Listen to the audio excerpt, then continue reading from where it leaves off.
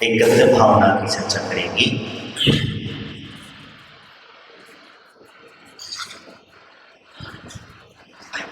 जन्मे मरे अकेला से तन सुख दुख का होगी, और किसी का क्या है कितनी से जुटी होगी। कमलांचल का पैर जाए मरघट तक परिहारा, अपने अपने सुख को ढूंढे पिता पुत्री तारा। जो में पति जन ने पीरी धरते, जो तरुवर में रैन बसेरा पंछियां करते। कोशी कोई तो कोशी कोई उड़े फिर तक हारे, जाए अकेला मन से संग में कोई न परिमाने। संसार में एकत्वता को मुख्यता बताते हुए, प्रमुखता बताते हुए यहाँ पर एकत्व भावना को आने के लिए कहते हैं, क्योंकि संसार में एक जीव ही अकेला है, बाकी तो सब यही की यही छोड़ करके जाना है। कितना भी जिनसे घनिष्ठता है, मित्रता है, प्रेम है, वात्सल्य है, उन्हें भी एक ना एक दिन हमें छोड़ करके जाना पड़ेगा। और नहीं जाओगे, नहीं छोड़ोगे तो उन्हें छुड़ा लिया जाएगा। संसार का नियम है, तो इसीलिए कहा गया है कि एक अकत्व मतलब यानी एकत्व भाव, यानी कि मैं अकेला हूँ, ये निश्चित तुम्हें कराने के लिए, तुम्हें भान कराने के लिए कि तू अभी संसार में जिसे भी अपना मान करके बैठा है, जिसे भी तू अपना समझ रहा है, वो तेरा है ही नहीं, ये सिर्फ मात्र भास है, इसी को समझा रहे हैं। या कहते हैं जन्मे मरे अकेला चेतन सुख दुख का होगी। जब जन्म की बात आती है तो व्यक्ति बड़े हर्ष और उल्लास मनाता है, स्वयं का नहीं दूसरों का मनाता है। स्वयं को स्वयं पता ही नहीं रहता, जन्म होता है तब उस समय पर बोध नहीं रहता। अब उस समय पर हमें इतना कहाँ याद है कि हमारा जन्म, किसी ने जन्म कल्याणक मनाया कि जन्मदिन मनाया, क्या मनाया और कैसा मनाया उसे कहाँ हमें याद रहेगा। लेकिन अगर मति शुद्ध ज्ञान का कर्म का अगर उदय रहा, सूक्ष्म अच्छा रहा, तो वो जन्म की भी कुछ बातें उसे याद रहती है। सूक्ष्म अच्छा रहा तो उसे वो सारी घटनाएं याद रहती हैं कि मेरा जन्म हुआ था, जन्म के समय पर ऐसा ऐसा हुआ था, जो कुछ भी घटनाएं घटी थी वो सारी घटनाएं उसे याद रहा करती। लेकिन चाहिए उसे मति शुद्ध का सूक्ष्म चाहिए, और सूक्ष्म अगर अच्छा है तो वह सब कुछ हो सकता है, नहीं तो सब एक से बराबर जैसा हो जाता है। तो यही जन्मे मरे अकेला चेतन सुख दुख का होगी है। और जब जन्म भी जब अकेला लेता है तो मरण भी अकेले का ही होता है, कोई साथी उसका नहीं है। साथी की बात आई, एक कुछ समय पहले घटना पड़ी थी हमने, एक जोड़ा नया नया था और नया नया जोड़ा था, तो मुनिराज के दर्शन करने के लिए गया। दर्शन करने के समय मुनिराज ने कहा कि देखो ये तुम्हारे साथी नहीं है, ये तुम्हारा साथी नहीं है। बोले ऐसे कैसे हो सकता है, तुम जो दिख रहा है वो वो है नहीं है, और जो नहीं जो है वो दिख नहीं रहा है, तुम्हें महसूस नहीं हो रहा है, उसकी समझ में कुछ आया नहीं। वो जो पति था, उसका जो जोड़ा था, जोड़े की धर्म पत्नी को घर छोड़ करके वो फिर मुनिराज के पास आया कि भगवान आप जो कह रहे थे कुछ बात मेरे पल्ले पड़ी नहीं, आखिर बात क्या क्या कहना चाहते थे? मैं कहना चाहता हूँ कि जिस धर्म पत्नी में तू जितना राग कर रहा है, ये राग उतना है नहीं है। बोले अच्छा, ऐसे कैसी बात कर रहे हो? ये बेचारी मेरे बगैर खाती नहीं, पीती नहीं, सोती नहीं, औरती बांटती नहीं, मेरे आज्ञा में चलती है, सब कुछ है। तो बोले तुम कह रहे हो कि जो राग है वो राग नहीं है, कुछ गड़बड़ है। मुनिराज के वचन थे कभी मिथ्या नहीं हो सकते। उन्होंने कहा ठीक, तो क्या किया जाए? परीक्षा करना चाहिए। तो बोले ठीक है, परीक्षा कर लो। तब उन्हें मुनिराज ने उसे एक ऐसी साधना कराई, साधना योग की थी जिसमें सांसें रोक करके इंसान रह सकता है, जीवित रह सकता है। सांसों को रोक करके भी इंसान जीवित बना रहता है, प्राण नहीं जाते। ऐसी उसे कई साधना 2-4 दिन, 8 दिन, 15 दिन में उसे उसको बिल्कुल इतना परिपक्व कर दिया कि वो घंटों बोले महीनों भर भी अगर वो सांस को रोक करके पड़ा रही तब भी कोई भी एहसास नहीं होगा। जो भी देखेगा, तो नाड़ी भी देखेगा तो कहेगा कि ये व्यक्ति मर गया। अच्छा, अब ऐसा ही हुआ। तो मुनिराज ने कहा कि काम करना, घर जाना, घर जाते ही दरवाजे पे गिरना। कहाँ गिरना? दरवाजे पे गिरना। और दरवाजे पे गिरना तो गिरते समय एक चीज और ध्यान रखना, पैर और हाथ फैला देना, मतलब दरवाजे में कमर फंस जाए। ऐसा गिरना कि जिससे कि हाथ और पैर दोनों फैल जाएंगे, और फैलने के बाद में फिर देखना तुम्हारी धर्म पत्नी तुमसे कितना प्रेम करती है। तुम कह रहे हो कि बहुत प्रेम करती है, मेरे बगैर उठती नहीं, सोती नहीं, खाती पीती नहीं, सब कुछ काम मेरे साथ होता है, तो ऐसा कैसा कवर? ठीक है, जाओ। जाकर के 15 दिन बाद किसी साधना में सलीम हुआ, रोज जाकर के उसने उसको सीख लिया, और सीखने के बाद फिर गया और जाकर के सीधा दरवाजे में धड़ाम से गिरा तो गिरा। और गिरने के बाद में हुआ क्या? दोनों हाथ और पैर दोनों फैला दिए। तो धर्मपत्नी ने देखा कि कौन गिरा। देखा तो पति साहब गिर गए। तो जाकर के बेचारी आई, देखा गए क्या बात है। तो उसने नाड़ी पकड़ के देखी तो उसे लगा कि ये तो चले गए। सुबह का टाइम था। अब सुबह का टाइम है तो फिर क्या करा जाए? अब रोएंगे चिल्लाएंगे तो खाना पीना जाएगा, नाश्ता पानी जाएगा, इतना सब कुछ बना के बढ़िया सुंदर पकवान बनाएंगे, सब चले जाएंगे। बोले क्या हुआ?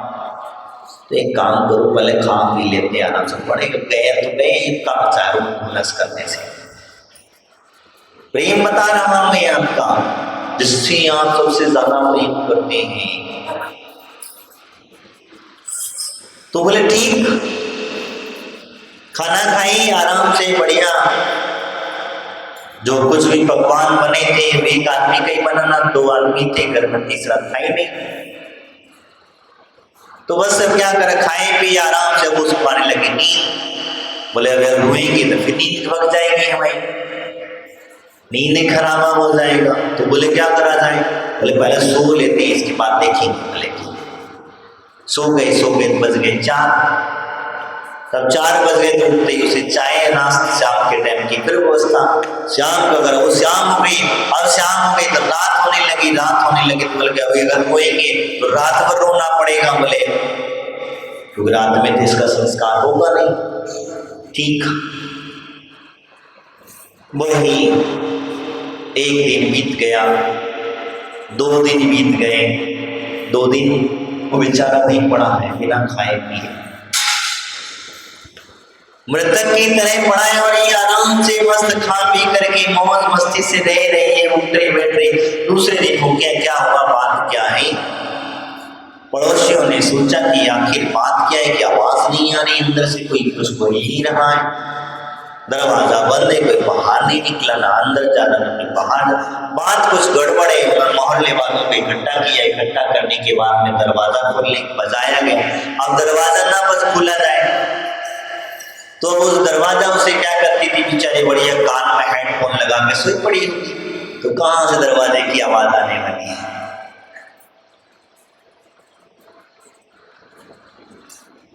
तब उसमें क्या कर, लोगों ने सोचा कि इसमें कुछ तो गड़बड़ हुआ है, तो उन्होंने दरवाजा तोड़ दिया। और तोड़ देने के बाद में जैसे ही उस पड़े हुए इंसान पे पड़ी, उधर से जैसी अंदर से आवाज, अरे ये चले गए अच्छे थे, अच्छे अभी तक तो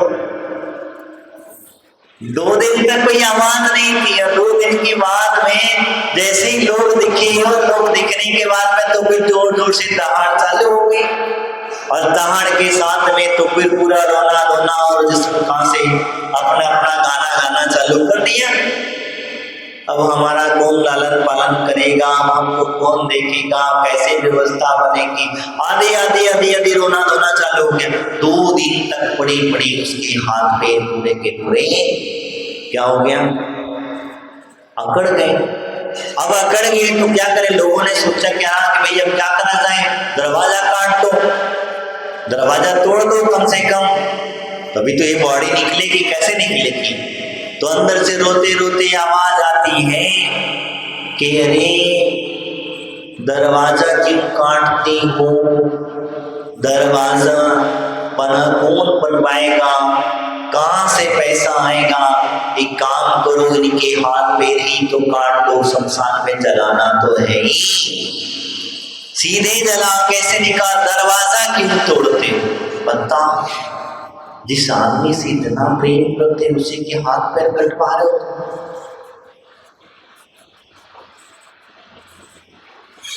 जिससे इतना राग है, जिसके बगैर इतना हम रहते नहीं, उसे हम लोग अपने हाथ पैर उसके काटने के लिए, तो उसने क्या करा, लोगों ने कहा ठीक ऐसा कर लो, दरवाजा ना तोड़ो, जैसे तोड़ने की है वो चेतना हो गई, उसके अंदर में चेतना आ गई। और जब चेतना आ गई तो लोगों ने कहा भूत आ गया, भूत आ गया, भूत आ गया, सारे के सारे उठ के खड़े।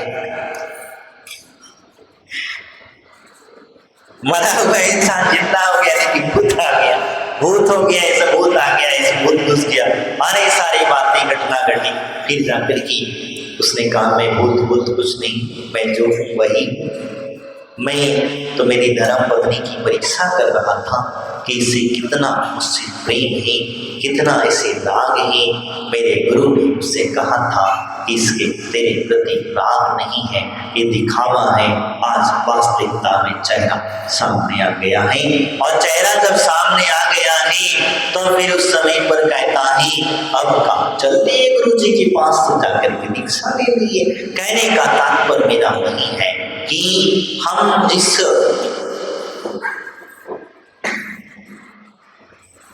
जन्म मरण के चक्कर में पड़े रहते हैं, हम अकेले हैं, तो जन्म भी हमारा अकेला हुआ और मरण भी हमारा अकेला ही होगा। बीच में जितने भी लोग मिलते हैं जरूर उनसे आपको लगता होगा कि ये मेरे साथी हैं, क्या वास्तविकता में साथी है? नहीं है, ये वास्तविकता तुम्हारे साथी नहीं है। ये कब तुम्हें छोड़ करके चले जाएंगे तुम्हें कोई गारंटी नहीं है। ये विशेषता उसकी कही।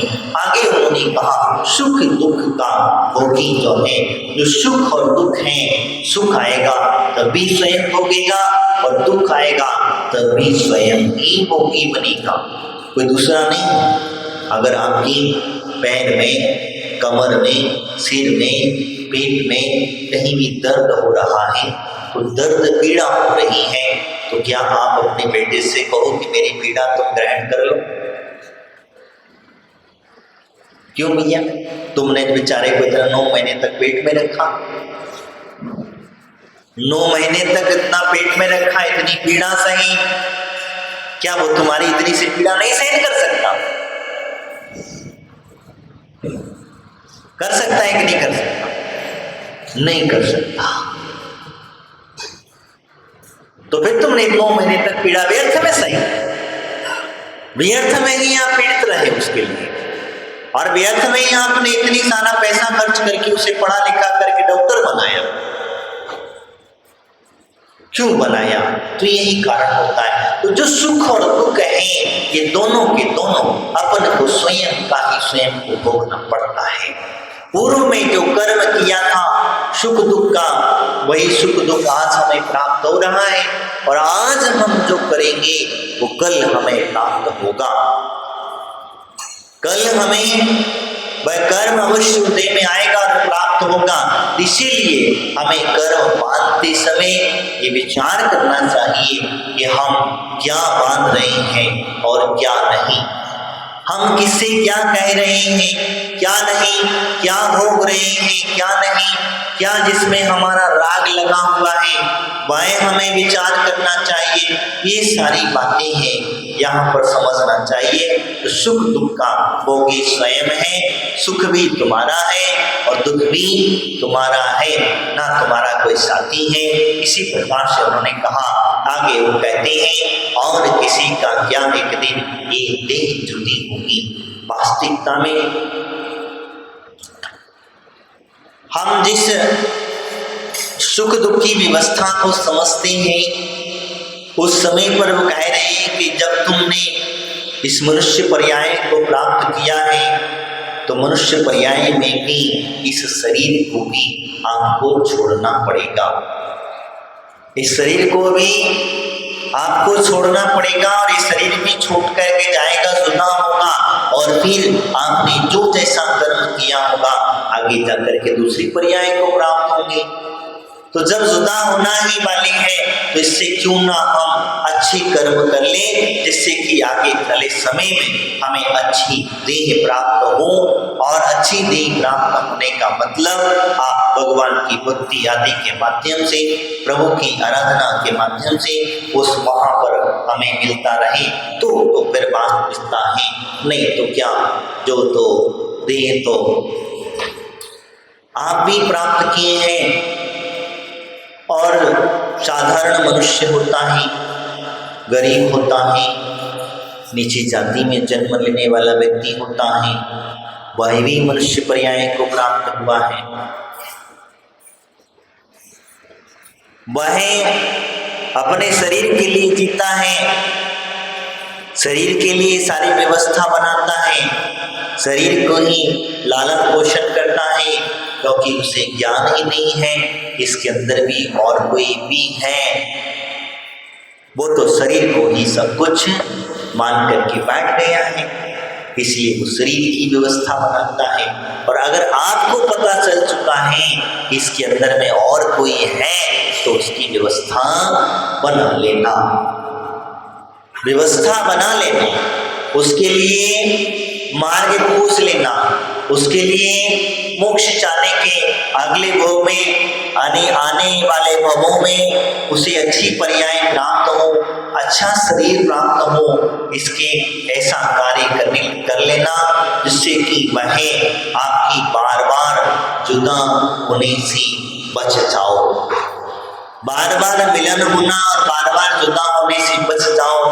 तो वह है हमें संवेद शक्ति की प्राप्ति, वह है हमें तीर्थंकरत्व की प्राप्ति, वही कारण है, वह मोक्ष पुरुषार्थ इसको करने के लिए हम करते हैं। तभी जाकर के ये दो देह के जुदा है, ये देह का जन्म मरण का चक्कर है, वह छूट जाएगा एक दिन हमें छोड़ करके।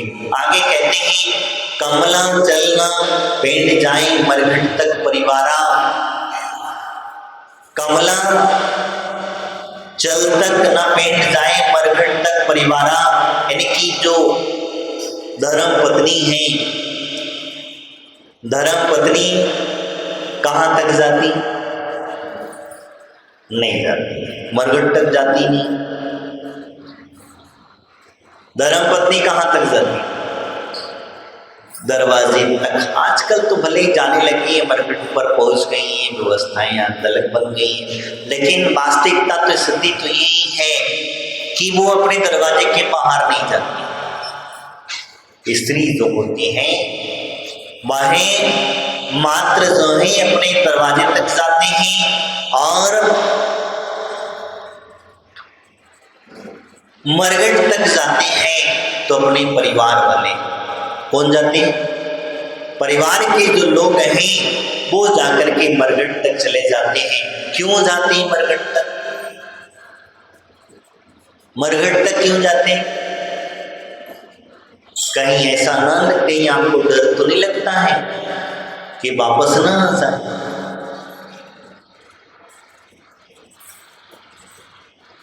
कहीं ऐसा डर तो नहीं लगता आप लोगों को कि ये वापस आ गया तो फिर कैसे काम होगा, हमारा सारा सब कुछ बिगड़ जाएगा, सब कुछ खेल बिगड़ जाएगा। हम जाते जरूर हैं और वहां जाकर के उसे छोड़ देते हैं। कहने का तात्पर्य वहां जब छोड़ते हैं और छोड़ करके होता क्या, अग्नि संस्कार करते, जला देते हैं। बताओ, जिस व्यक्ति ने आपको इतना लालन पोषण किया, आपको इतना अच्छे तरीके से खान पान की व्यवस्था बनाई, रहन सहन की व्यवस्था बनाई, और तुम हो कि उसे बेचारे को जलाने को चले गए। एक क्षण भी रखना नहीं चाहते। अगर घर में मृत्यु हो जाए तो अगर उससे आपसे कह दिया जाए कि इसे रख लो, शोपीस में बना के रख लो, तो कहते हो कि इसे जितना जल्दी हो जाए उतना जल्दी यहां से निकालो, जितना जल्दी हो जाए इसे जल्दी होकर के शमशान में मिट्टी बनाओ, जला के राख करो, क्योंकि ये सामने रहेगा तो बार बार हमें इसकी याद आएगी। अब जब राख बन जाएगा तो फिर क्या, फोटो टंग जाएगी, खत्म काम। इससे ज्यादा क्या हमने बनाए, फोटो टंग जाएगी, बन गए, अच्छी फोटो रही तो टंग जाएगी, नहीं रही तो उसको भी उठा के धर दिया जाएगा। ये भी आजकल जमाना है। तो यही कहते हैं कि वास्तविकता में परिवार वाले मरघट में उसे छोड़ करके आ जाते, और मरघट में और भी चले जाते, रिश्तेदार भी चले जाते, मित्रगण भी चले जाते, वहां जाके चर्चा करते, देख करके अच्छा था बेचारा चला गया। क्या चर्चा करें, अच्छा था बेचारा चला गया, कहां चला गया? तो कहते स्वर्ग चला गया। पक्का तुमको गारंटी है? कर्म किए थे नरक जाने के और आपको उसने स्वर्गवासी बना दिया। बड़ा अच्छी प्रमोशन मिला, जल्दी से, ज्यादा टाइम ना मिला, तुरंत प्रमोशन मिल गया और मनुष्य पर्याय से सीधा स्वर्गवासी बन गया। तो कहने का तात्पर्य मेरा वही है कि हम जिसे अपना मानते हैं, हम सबसे पहले उसी को ये दुख देते हैं, उसी को ये पीड़ा देते हैं, उसी को ये कष्ट देते हैं। और जब इन कष्टों को सहन कर भी लेता, ये वो देखो, पता है कि ये मुझे कष्ट दे रहा है, तब भी वह ऐसे कहा जाए कि चलो तुम्हें कष्ट मिल रहा है तब छोड़ दो, घर परिवार छोड़ दो, दीक्षा ले लो, संयम ले लो, तो कष्टों से मुक्ति मिल जाएगी। तब भी कहता नहीं, मैं तो कष्ट में अच्छा हूं, है तो मेरा ही, और मेरा ही पता कहता है जब कुछ होने के बाद, जब लास्ट में जब प्राण निकल जाती है और जब उसे जला करके राख कर दिया जाता है, तब समझ में आता है कि हाँ मेरा है, कितना मेरापन है। तो यहाँ पर संबोधन देते हुए कहा कि मरघट तक परिवार अपनी अपनी सुख को रोवे, पिता पुत्र और तारा, ये सब रोते हैं। क्यों रोते हैं? वो चला गया इसलिए नहीं रोते हैं, वो इसलिए रोते हैं कि अब घर का काम कौन करेगा, अब वो इसीलिए रोते हैं कि घर की व्यवस्था कौन देखेगा, वो इसीलिए रोते हैं कि घर की चौकीदारी कौन करेगा, वो इसीलिए रोते हैं कि घर में आप जो खाना बना के रख देती थी, बहू आराम से निश्चित होकर के किटी पार्टी आदि में घुमा करती थी, अब कौन बनाएगा? अब तो स्वयं को बनाना पड़ेगा। अब उसकी किटी पार्टी बंद हो गई, अब उसका घूमना फिरना बंद हो गया, अब उसकी दुकानदारी बंद हो गई है, अब उसका ऑफिस जाना पड़ेगा, अब उसे मेहनत करना पड़ेगी, पैसा कमाना पड़ेगा, तब जाकर के वह अपनी जीविका को चलाना पड़ेगा, तब जाकर के काम चलेगा। इसीलिए रोते हैं। वो तुम्हारे लिए थोड़ा रो रहे हैं, वो तुम्हें याद करते हैं कब? जब कोई काम अटका पड़ा रहता है, जब कोई काम नहीं हो फिर याद आता है कि देखो मेरी सासू थी, बहुत अच्छी थी, सारा काम कर लेती थी, अब नहीं है, क्या करें?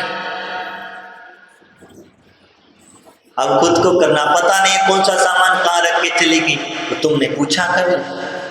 तुमने वो माता पिता के राज में बहुत ऐसो आराम कर लिए, अब वो जिम्मेदारी आई, तब आपको रोना आया, तब आपकी याद आई, तब आपको लगा कि अरे देखो माता पिता रहते हैं तो रहने के बाद हमें एहसास तक नहीं होता, हमें पता तक नहीं चलता कि क्या है, कैसा है, कहाँ हो रहा है, किस प्रकार से हो रहा। यही होता है। गुरु जब तक रहती तब तक शिष्य को कोई एहसास नहीं होता। गुरु जब तक है तब तक शिष्य को कोई एहसास नहीं होता। शिष्य अपने आराम से मस्त रहता है, अपनी धर्म साधना करता है, जैसा चाहे वैसा कर लेता है, उसे कोई चिंता नहीं रहती। जिस दिन गुरु का साया सिर से उठ जाता है उस दिन एहसास होता है कि अरे मैं कहाँ था और कहाँ रह गया। उस समय जब जिम्मेदारियां सिर पर आती हैं तब उस समय पर पता चलता है कि अरे मैं क्या कर रहा था।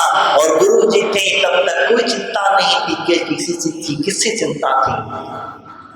अपनी दिनचर्या आहारचर्या करो, अपना स्वाध्याय करो, अपना जो कुछ करो और स्वाध्याय आदि करके सामायिक आदि करके जब तब करके अपने आराम से शांत परिणाम से रह सकते। यही कारण है। तो मैंने कहने का मतलब मेरा वही है कि अपने माता पिता जब रहते हैं तो माता पिता के रहते हुए अपने पुत्रों को पुत्रियों को किसी को कोई चिंता नहीं रहती है। तो जब चिंता नहीं रहती है यही कारण हुआ करता है। तो ये सब रो रहे हैं, क्यों रो रहे हो तुम लोग? क्यों रो रहे हो? तो जब अंदर से एक आवाज निकलती है कि सब अपने अपने सुख को रो रहे हैं, क्योंकि अब इनको सुख नहीं मिल पाएगा। जो सुख पिता के राज्य में था, जो सुख माता की गोद में था, जो सुख गुरु के सानिध्य में था, वो अब सुख नहीं मिल पाएगा। यही कारण है। इसीलिए पहल होता है पिता पुत्र तारा, ये सब कुछ रो रहे अपनी अपनी। कितने दिन तक रोगी? कितने दिन तक रोगी? 2 दिन, 3 दिन, 4 दिन, 12 दिन, 10 दिन, 12 दिन, 15 दिन, हाईएस्ट, और ज्यादा से ज्यादा साल भर के बाद धीरे धीरे करके आप उसे भुला देते हो। धीरे धीरे करके उसे भुला देते हो, और ऐसा भुला देते हो कि उसे फिर याद करने की जरूरत भी नहीं आती। कभी कभी तो देखा जाता है किसी की पुण्यतिथि आती तो किसी दूसरे को याद दिलाना पड़ता है कि आज तुम्हारे पिताजी की पुण्यतिथि है।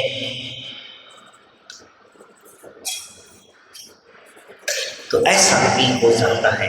इसीलिए यहाँ पर कह रहे हैं पिता पुत्र तारा। एक घटना मुझे याद आई। एक चोर था और चोर चोरी करने में माहिर था। एक दिन उसे जंगल के अंदर में मुनिराज मिल गए, और मुनिराज मिल गए तो मुनिराज मिलने के बाद में उसने विचार किया कि इस मुनिराज के पास में बड़े बड़े सेठ आते कि मुनिराज के पास अवश्य बहुत खजाना होगा। क्या होगा? बड़े बड़े सेठ आते हैं, इसका मतलब ये है कि इनके पास में बहुत सारा खजाना होगा। तो उसने क्या किया है, बस वही किया कि उसने सेठ ने क्या किया बोलो तो बोले क्या तू ये चोरी कर रहा है, इसका जो दुष्परिणाम है, इसका जो पाप है वो कौन भुगतेगा? और ये चोरी का जो सामान है, तो चोरी का जो फल है वो कौन भुगतेगा? यानी कि चोरी से जो द्रव्य से कमा करके मैं लेकर के जाता हूँ, इसी कौन भोगेगा? और इसके पाप जो लगेगा उसी कौन भोगेगा? मतलब बोले मेरे सब परिवार वाले मिल बांट के हम लोग जो भी द्रव्य लेकर के जाते हैं तो परिवार में हम बांट लेते हैं, और बांट करके सब भोग लेते हैं जो भी सामग्री। तो इसका पाप भी वो भी सब मिल बांट करके भोगेंगे। बोले पक्का गारंटी के साथ? बोले हाँ, ऐसा कैसे हो सकता है? मेरी धर्म पत्नी मुझे बहुत प्रेम करती है, मेरा बच्चा बहुत प्रेम करता है, मेरे माता पिता बहुत प्रेम करते हैं। तो एक काम कर, जा, मैं कहीं जाने वाला नहीं हूं, मैं यहीं बैठा हूं, तो तेरे घर जा और घर जा करके तेरे घर वालों से पूछ के आ कि जो मैं पाप करता हूं इस पाप में क्या आप लोग सहभागी बनोगे? क्या इस पाप में मेरा साथ दोगे? द्रव्य तो तुम लोग ले लेते हो, लेकिन इसके बदले में जो मुझे दंड मिलेगा, या कहीं राजा को मैं पकड़ा गया तो पकड़ा जाने के बाद क्या मुझे आप छुड़ाओगे? क्या आप ये कहोगे कि हम भी चोर हैं? जा करके उसने कहा तुम भाग गए तो क्या पता तुम्हारा कोई ठिकाना? बोले चिंता मत कर, साधु के वचन कभी भी झूठे नहीं होते। साधु ने एक बार कह दिया तो कह दिया, ठीक है। विश्वास करके बेचारा चला गया, घर गया, चोरी चोरी चुपके चुपके घर पहुंचा। घर पहुंचने के बाद वो सबसे पहले तो धर्म पत्नी को मिला। धर्म पत्नी को जाकर के मिला, धर्म पत्नी से कहा कि देखो मैं तुम्हारे लिए इतने बड़े पाप करता हूँ, चोरी करता हूँ तो लोगों से कहीं पकड़ा गया और कहीं नरक आदि में चला गया, दुख होगा, दुख प्राप्त होगा, तो क्या आप मेरा साथ दोगी? तो धीरे से धर्म पत्नी कहती है, इस जन्म में मिले तो ठीक है, अगले जन्म में मत मिलना मिल करके भी। अरे मैं पहले ही दुखी हूँ और तुम कहते हो कि दुख में और दुख। अरे चोर की पत्नी कहलाने से तो अच्छा है मर जाना श्रेष्ठ होगा। कम से कम एक कलंक तो नहीं लगेगा। लोग मैं बाहर जाती हूँ तो लोग मुझसे कहते हैं ये आ गई चोर की पत्नी, ये चोर की पत्नी है। तो यही कारण है मैं तुम्हारे साथ, भैया माफ करना, क्षमा करना, मैं तुम्हारा साथ नहीं दे सकती हूँ, बस इसी जन्म का ही बहुत हो गया, अगले भाव में मत मिलना। बेचारा दुखी हो गया। बताओ, इस पत्नी के लिए मैं चोरी करता हूँ, कमाता हूँ, धन कमा करके लेकर के आता हूँ, इसके ऐशो आराम की पूर्ति के लिए लेकर के आता हूँ, ये सब कुछ करने के लिए लाता हूँ, लेकिन ये कहती है कि मैंने आगे मत मिलना। संयोग बसात बेटा आ गया, बेटा आया, पापा पापा पापा पापा आए, पापा बोले ठीक। बेटे से भी घर पूछ रहा, बेटे से भी पूछ रहा, बताओ बेटा तुम मेरे साथ दोगे? बेटा कहता है पापा इस जन्म में बाप बने तो बने, अगले जन्म में मत मिल जाना। बोले क्यों? बोले कितना बड़ा दुख सहन करते हैं, जहां भी जाता हूँ, दोस्तों के पास जाता हूँ, खेलने जाता हूँ, लोगों के साथ में स्कूल में पढ़ने जाता हूँ, तो सब कहते हैं कि चोरों का बेटा आ गया, चोर होगा, इससे दूर रहना। इतना बड़ा माथे पे कलंक लगा हुआ, इतना बड़ा दुख झेलना पड़ता है। इसीलिए तो इस भाव में मिले तो बाप बने, लेकिन अगले भाव में मेरे बाप मत बनना। बेटा बाप से भी दुखी हो गया, आगे चला। उसने सोचा कि मेरे माँ बाप तो एक कम से कम साथ देंगे। आगे चला तो माँ बाप से जाकर के पूछा, माँ बाप से कहा तुम मेरा साथ दोगे? तो उन्होंने कहा नालायक, तू अगर होने से पहले तुझे पेट में मार दिया होता तो आज इतना बड़ा माथे पे चोर की माता पिता का कलंक तो नहीं सहन करना, इतना बड़ा दुख तो सहन नहीं करना पड़ता था। इस भाव में मिला तो मिला, अगले भाव में तेरे जैसी संतान मुझे नहीं चाहिए। मैं भगवान से यही प्रार्थना करूंगी। चोर बेचारा उदास हो गया, चोर बेचारा उदास हो गया। चोर ने सोचा विचार करके, अब वो जाता है मुनिराज के पास, जाकर के पहुंचता है। मुनिराज ने कहा बोलो कितना धन दूं, कौन सा खजाना दूं और कितना खजाना चाहिए? इतना मैं दे रहा हूं, चला जा फला जगह पर मेरा नाम बोल देना, तुझे जितना खजाना चाहिए उतना मिल जाएगा। लेकिन उसके चेहरे के भाव कुछ और ही थे। मुनिराज ने पढ़ लिया, समझ लिया कि अब इसके परिणाम वैराग्य के हो चुके हैं, इसे संबोधन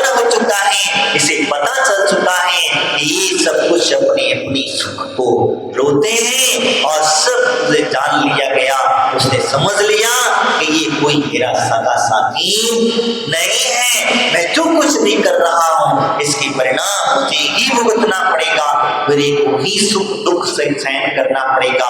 इसीलिए वह उस विचार करता है, गुरुदेव से प्रार्थना करता है कि गुरुदेव मुझे वो खजाना नहीं चाहिए, मुझे वो धन नहीं चाहिए, मुझे तो वो धन दे दो कि इस धन की मुझे कभी जिंदगी में जरूरत ना पड़े, ऐसा धन दे दो। तो मेरी बात मानो। तो उन्होंने कहा ठीक, बैठ जा, बैठ जा। और बैठ जा, उसको दीक्षा दे दी गई। कहने की वही खजाना है जिस खजाने को प्राप्त करने के बाद बाहर कोई खजाने की जरूरत नहीं पड़ती है। ये सारी व्यवस्थाएं थी। तो मैं आपसे जो चर्चा कर रहा था, तो व्यक्ति अपने अपने सुख को रोया करता है, सुख दुख का भोगी भी स्वयं निर्माण करता है। इसीलिए एकत्व भाव को प्रकट करते समय विचार करना, अपने चिंतन करना। देखो, अगर कहीं तुम्हारे बच्चा तुम्हारी बात को नहीं मानता है, तुम्हारी बीवी तुम्हारी बात को नहीं मानते, तुम्हारा परिवार में तुम्हारी बात नहीं चलती, उस समय पर विचार करना ये कुछ नहीं है, संसार की व्यवस्था ही कुछ ऐसी है, इनका कुछ पूर्व का मेरे ऊपर कर्जा होगा, मुझे कर्जा चुका करके मुक्त होना है और मुक्त होकर के अपना मोक्ष मार्ग प्रशस्त करना है। इसीलिए कहते हैं कि धर्म ध्यान करते रहना, धर्म से दूर मत रहना, दान पुण्य करते रहना। ये सब कुछ तुम्हारे दान पुण्य का ही प्रताप है। अच्छी पुत्र मिलना, अच्छी वधुएं मिलना, अच्छी धर्म पत्नी मिलना, अच्छा वैभव मिलना, ये सब कुछ मिलता कहाँ से है? ये दान पुण्य से ही मिलता है। इसीलिए कहा दान पूजा ये सब कुछ करते रहना, यही तुम्हारे साथ में जाएगा। आगे की चर्चा फिर हम कल करेंगे। आज इतना ही। बोले महावीर भगवान की, आचार्य गुरु श्री कुलचंद्र जी महाराज की और संत वाणी माता की।